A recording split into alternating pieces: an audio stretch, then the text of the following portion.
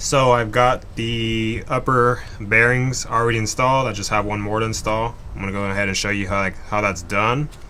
The only one that's different in size is this third main journal bearing right here. So you just want to line up this tang right there with the tang that's on the block itself. So there's like a little mark right here for you to line this up with that.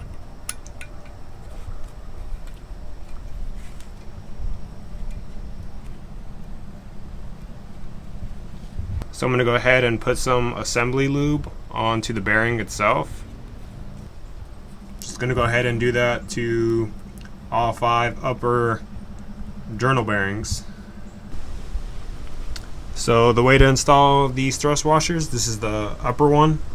So these like grooves that are right here, they want to face towards the outside, not like this. You want to face these towards the outside like this.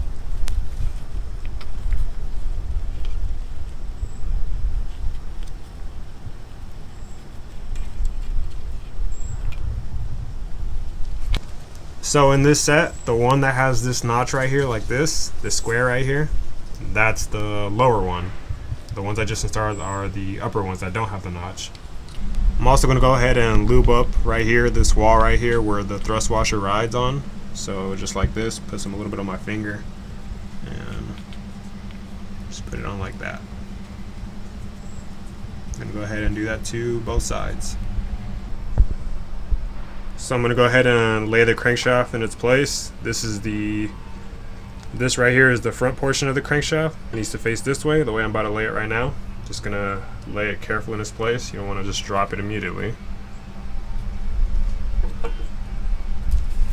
So, just like that. Now I'm ready to go ahead and put the main journal caps on. This is my main journal cap for journal number 3. I've already got the bearing installed. Same thing, there's a little notch right there on the cap, and then there's a notch right there on the bearing. So just get that clicked in its place. I've already got some oil on there, some assembly lube and then same with the thrust washers. I got some assembly lube on there already. And same thing, these little grooves right here, they want to face towards the outside, so the way that it is positioned right now is the way it's supposed to be in its place. And then the way to install this is this number 3.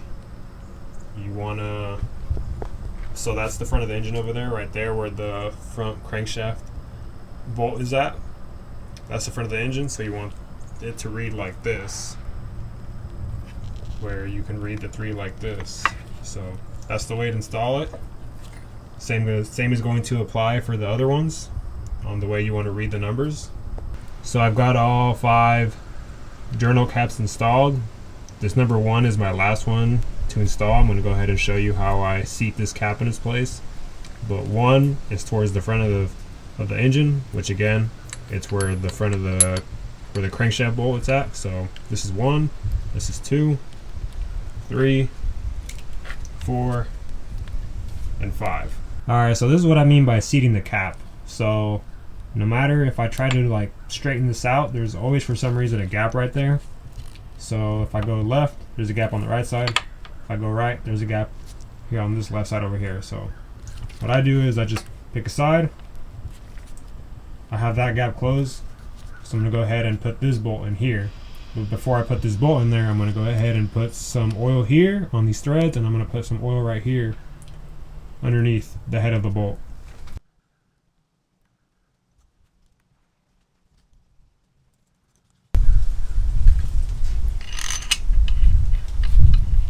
So I got one bolt started like this. This is my side with the gap. So I'll grab a little extension and a rubber mallet. I'll put my extension like this, and then I'll give it a little whack for that gap to close. And just like that, the gap is closed. And I did that to all 5 caps, but just showing you right here with the number 1 cap. So now I'm ready to put the other bolt here, and then I'll tighten them all up by hand, and then I'm going to go ahead and torque them down. So I'm going to go ahead and tighten this up by hand. I'm going to start in the middle and then work my way outside. So I'll do this one, this one, this one, this one, this one, this one, this one, this one, and then this one, and this one. And the reason I'm doing it by hand and with no power tools is because I want to make sure there's no binding anywhere. If there's any kind of binding, that means the cap isn't set right, and it's, by not set right, it means it's probably not like set right like how I showed previously where there's a gap on one side. Now that I've got them all set by hand, now is a good time to rotate this crankshaft by hand and make sure that it spins freely like this. Since this spins smoothly and no binding, that means it's set right. Last thing to do before I torque it is to hit this crankshaft a little bit with the rubber mallet. That way the thrust washers seat in its place. So I'm going to go ahead and hit one end right here. I'm going to hit this end right here with the rubber mallet like this. And then I'm going to hit this end right here with the rubber mallet as well, obviously. That way I can set these thrust washers that I installed. It's not torqued down, so it should set in its place. It's only installed by hand.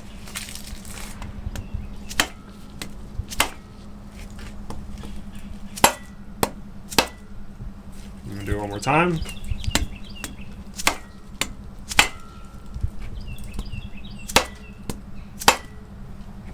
So now that I've done that, this should be set in its place, and now I can go ahead and torque this down. So I'm going to go ahead and torque these main journal caps. The torque specification is 43 foot-pounds, and you just want to work from the inside towards the outside. So I'm going to start with this one. It's going to be this one, then this one, then this one, and this one, then here, then here, then here, then here, and then here, then here.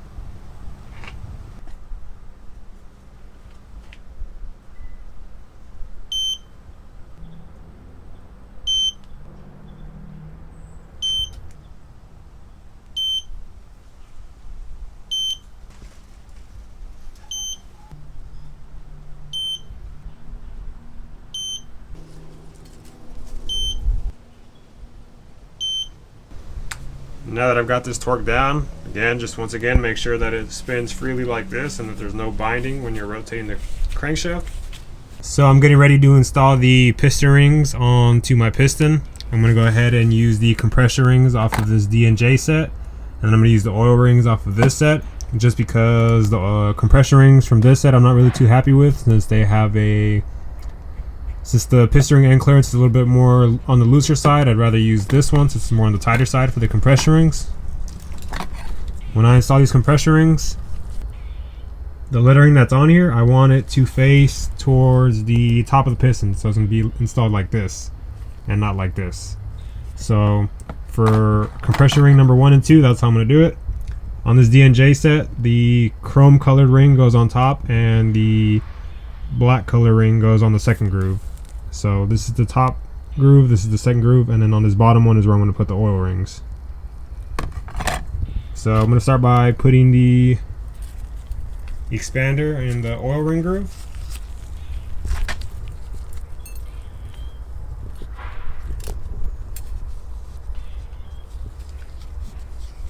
And then I'm going to put the oil ring and the 2 oil rings that go in here. I'm going to put those in there.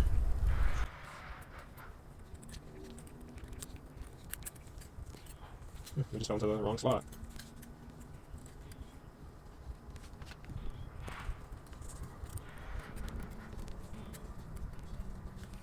So I got these installed. Right now at the moment these are not clocked in the position they need to be in. So the oil grooves need to be clocked at a certain position. I'm going to go look at the service information later, but for now I'm going to just leave them in their place there for now. Make sure that they rotate in there, which they do. So now I'm going to install the compression rings. For the compression rings, I do have a special tool to make it a little bit easier. It just makes it easier. You don't necessarily have to use this. I just like to since I have it. So remember, the lettering faces towards the top of the piston.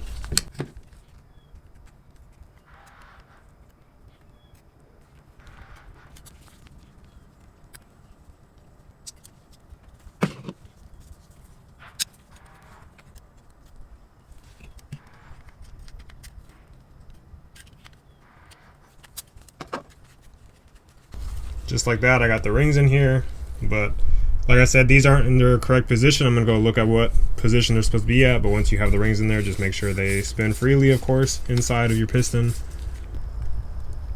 So this is a diagram on how they want the piston ring end gaps installed onto the piston.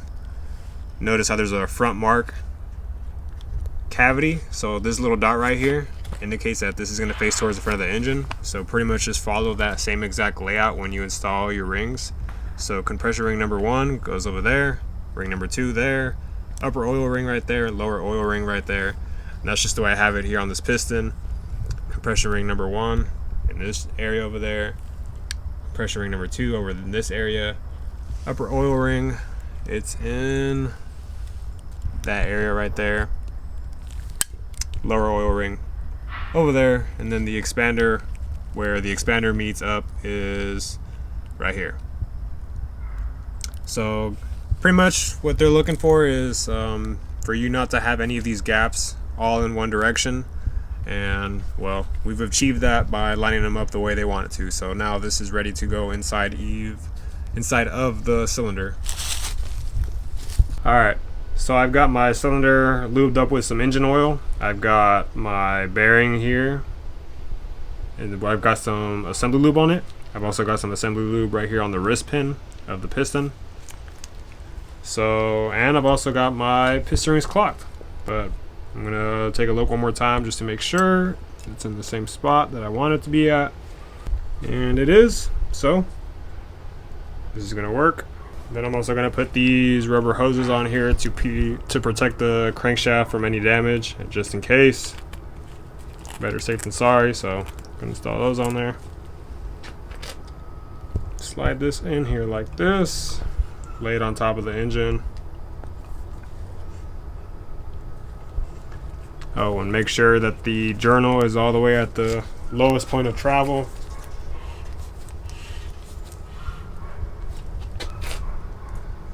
And then this dot has to face towards the front of the engine, just like how I have this one.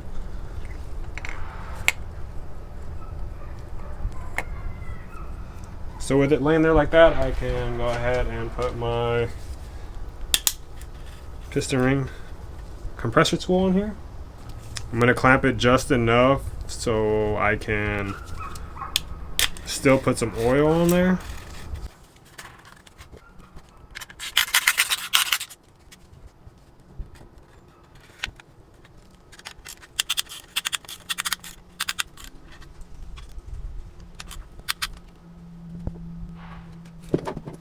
So right here I have it tight, but I don't have it super tight because I'm going to go ahead and put some oil here as well, just so that way it slides down into the cylinder a little bit easier.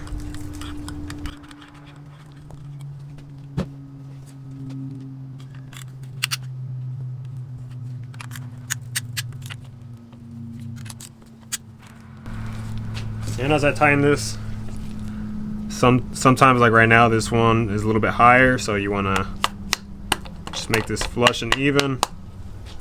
That way it gets a better clamping force on there. See, just because of that, I was able to tighten a little bit more. And that looks like it's about as much as it's going to tighten, and it'll be ready to go in. So now that it's tight, I'm going to lay it over here like this. And I'm going to give it a decent whack. If I didn't have the rubber hoses on there, I would definitely put my hand over here on the journal, which I still can. Just put my hand on here, that way I can protect it. And just give it a good whack to get it in there.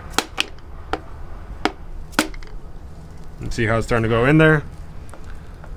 So now I can just go slowly. And as I'm doing this, there is no resistance on there. If I'm tapping this and at some point there's like some kind of resistance, that's no good. That means it's not traveling the way it's supposed to. So again, I still have my hand down here just as an extra safety, even though the rubber hose is on there.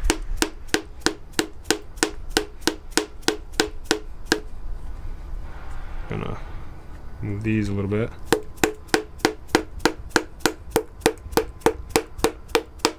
And then eventually when you hit, the sound is going to change. It's going to go boop, boop, boop, boop, boop, pop.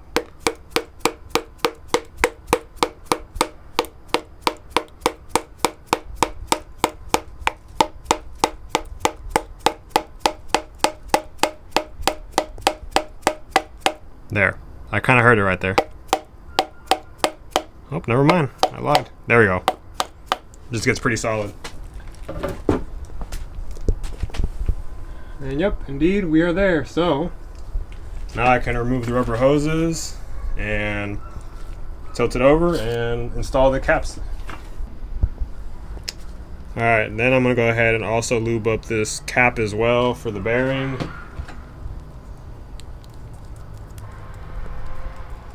And then this cap can only go in one way. There's going to be like a little mark right here to line up with this mark right there. And once you install the cap, it's going to complete that. This looks like it's going to have to go in this way.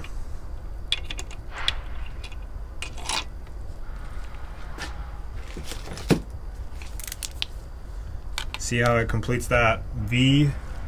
If I have it the other way, it's not going to complete that V, so that's how I know that's in its correct position. But I did forget to go ahead and put oil on the threads. I'm going to go ahead and do that. That's enough. There we go. Put it on there. Also want to put oil on this portion right here, like the flat portion of this bolt right here.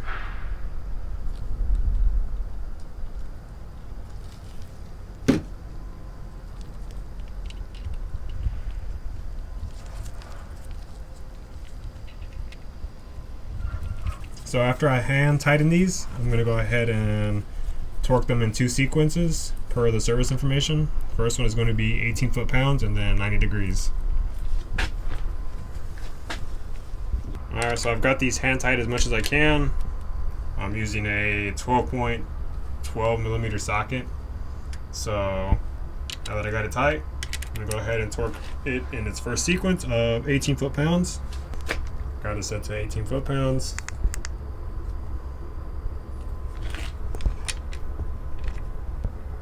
So I'm going to go a little bit at a time.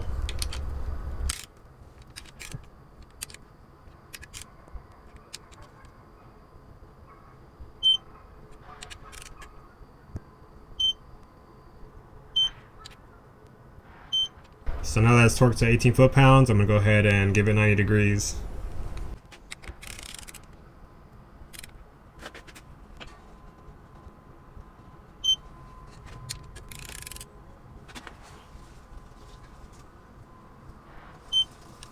And then once you get it torqued down, then you want to make sure that the crankshaft still rotates. As you add more pistons into the engine, there's going to be more resistance. So I might be able to move this by hand still. Yep, I can still move it by hand, but it's a little bit on the tighter side. So I know it's definitely going to move with the ratchet. So I grab my ratchet.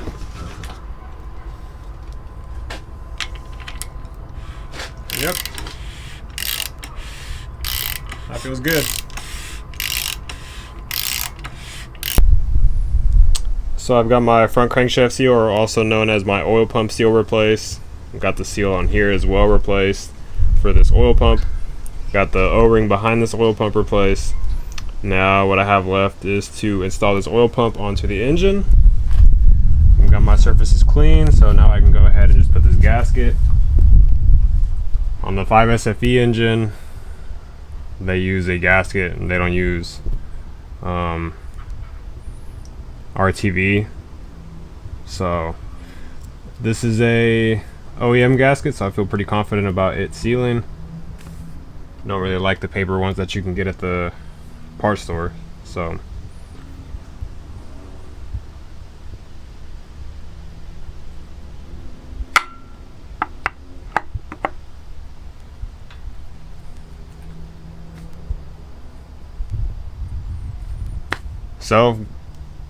got that installed. I just got to put the bolts in its place.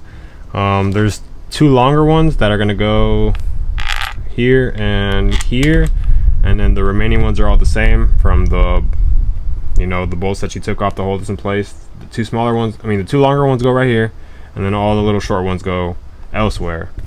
So I'm going to go ahead and get that installed. So I got all the bolts for the oil pump on there and tight. Now what what I have left to do is to put this gear on there. This gear is keywayed to go in there only one way, because if you try to put it in the wrong way, it's not going to slide in there right. So don't try to put your bolt and tighten it up, because you're going to mess something up doing that. So make sure it goes in. Put your bolt on there, or nut on there I mean, and tighten it up. You're supposed to have something here to hold it, but I'm just gonna zap it on there, and I just know it's gonna be tight enough when I go like this. That's good enough right there.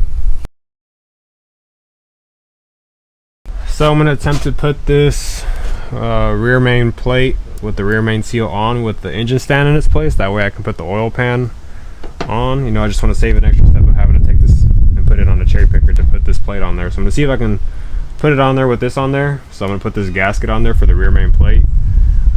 This is an OEM one, so it's like a metal style one, or I mean, you could probably use RTV, but since I'm just gonna use a gasket, since Toyota uses a gasket for this particular engine. There's like a little, it protrudes out here, and I like to put that on like this, and not like this when it protrudes, and this like recesses in there. Might be a little bit hard to tell, but on this side it sticks out a little bit, so that's why I'm gonna stick it in here like this right now. But again, this is an attempt. I don't know if I'll be able to manage to do this with it in the engine stand, but I would very much like to if I can. Looks like it went in on there. Looks like I got it in there, but just gotta get my flashlight and make sure the lip isn't folded on the crankshaft. And if it's not folded, I'm gonna put the bolts in and send it. So this is what I mean by make sure it's not folded. Just that lip that's on there, you just want to make sure it's not like that's good right there. You don't want it to be facing the other way. I'm gonna try to put my finger here and point exactly what I'm talking about, but the lip right there goes on the crankshaft. You don't want it sticking like that. How the lip is outwards like this, that's how you want to see it. And I've already checked all the way around and it's good, so I'm good to put the bolts all the way around. They're 10mm bolts, so I'm good to put those bolts in and start tightening them up. These are the bolts that hold that rear main plate. I just know that they go there because when I took the rear main plate out, I would install the bolts where they would go. So these are the bolts for it. I'm going to use a 10mm socket to install these. I'm most likely going to have to use a wrench though, because of the space I'm working with, since I want to install this in the engine stand. I want to install this rear main plate with the engine on the engine stand, that way I can put the oil pan on later. So there is 6 in total, so go ahead and install them. So I'm going to go ahead and install this oil filter housing / oil cooler back onto the engine, but first I'm going to replace this with a brand new O-ring. And there's like little notches on there for this O-ring to actually go in there. So that's actually what I'm gonna do. Just put them in there. And just like that, it's installed. Make sure they're all in there and nothing's on the outside. So now I'm ready to put it on the engine. So I'm actually gonna separate this pipe from this water pump, because the new water pump I got, I just realized that it comes with this housing. So yeah, that's what I'm gonna do. I'm gonna separate them, and then let's just install this water pump whenever I have these pipes in the car, so make it a little bit easier. So I'm ready to put this oil filter housing back in its place. This is the bolt. It's some special bolt. It's got like a little washer on there. I'm just reusing the same old one. I don't think you have to replace them, but it looks fine. So I'm gonna go ahead and put this bolt in there.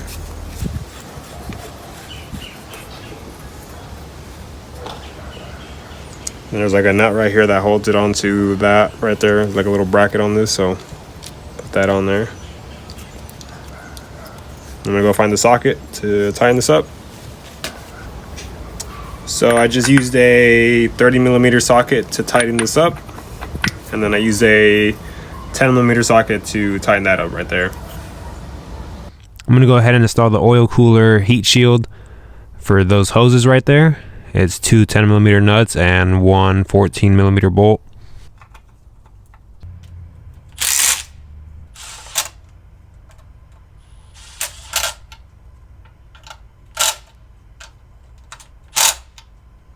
I'm going to go ahead and install the bracket that holds the alternator in place. It's a couple of 14mm nuts and bolts.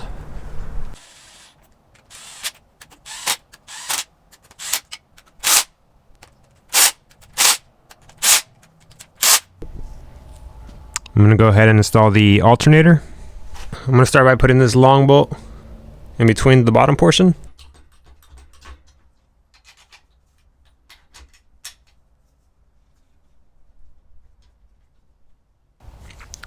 The top one is a special style bolt. It goes through this piece right here, and then it catches on the back of the alternator where the threads are at, this piece right here. Got it started by hand. I'm just going to go ahead and tighten it up a little bit, not super tight, because eventually I'm going to have to tighten this up and, you know, take it with a slack when I put the dry bolt on. I'm going to go ahead and install the oil strainer. This is the gasket that I'm going to be using. It's an OEM gasket that goes right here. This is how the strainer is going to go. So this tube right here goes underneath this, but it goes above this. So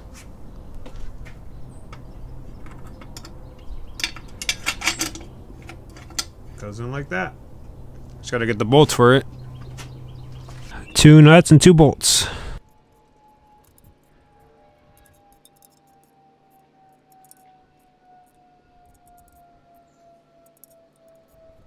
So with the oil pickup tube installed, I'm going to go ahead and put silicone. I'm going to use Honda Bond on this oil pan.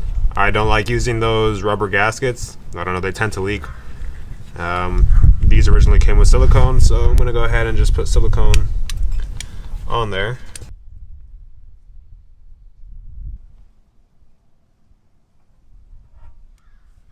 Alright, now I'm going to go ahead and put silicone right here on where the rear main plate meets with the block.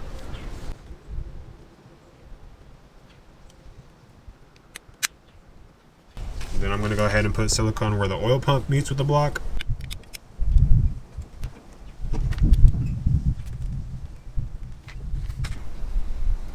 Alright, I'm going to tighten this starting from the middle, working my way to the outside. I'm not going to give it its final tight with this. Like, I'd rather tighten this with a ratchet, get a better feel for it by hand, but to at least speed up the process, I do like to use this. So with the ratchet, I've already gone in and gave it one pass, but I'm going to go ahead and just go over them once more with the ratchet. Just make sure they're tight.